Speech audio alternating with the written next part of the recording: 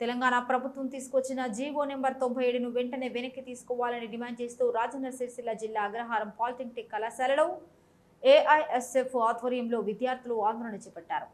సుమారు 300 మంది విద్యార్థులతో కళాశాల నుంచి గేట్ వరకు ర్యాలీ నిర్వహించి అనంతరం మానవహారం చేపట్టి నిరసన తెలిపారు. ప్రభుత్వ పాలిటెక్నిక్ కళాశాలను యంగ్ ఇండియా స్కిల్స్ యూనివర్సిటీకి అనుసంధానం చేయవద్దని, లాటరల్ ఎంట్రీ విధానాన్ని రద్దు చేయవద్దని ఏఐఎస్ఎఫ్ జిల్లా అధ్యక్షులు కుర్రా రాకేష్ డిమాండ్ చేశారు.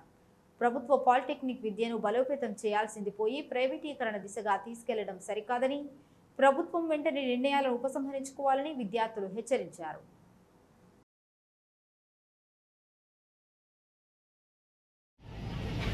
ఈరోజు ఏఐఎస్ఎఫ్ ఆధ్వర్యంలో రాష్ట్ర కమిటీ పిలుపులో భాగంగా ఈరోజు రాజన్న సిరిసిల్ల జిల్లా కేంద్రంలో ఉన్నటువంటి పాలిటెక్నిక్ కళాశాల ముందు ఈరోజు విద్యార్థుల సమస్యలు పరిష్కరించాలని చెప్పేసి నిరసన కార్యక్రమం నిర్వహించడం జరుగుతూ ఉంది.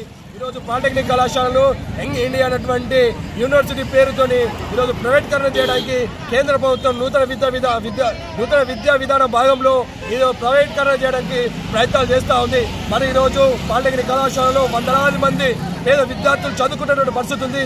విద్యార్థుల చదువు దూరం చేయడానికి ఈ కేంద్ర రాష్ట్ర ప్రభుత్వాలు ప్రయత్నాలు చేస్తూ ఉన్నారు. ఇదే విధంగా కొనసాగితే మాత్రం రానున్న రోజులలో మాత్రం ఎక్కడికక్కడ ప్రజాప్రతినిధుల ఇళ్లను ముట్టడిస్తాం, నిరసనలు చేస్తామని చెప్పేసి, ధర్నాలు చేస్తామని చెప్పేసి ఈ సందర్భంగా హెచ్చరిస్తూ ఉన్నాం.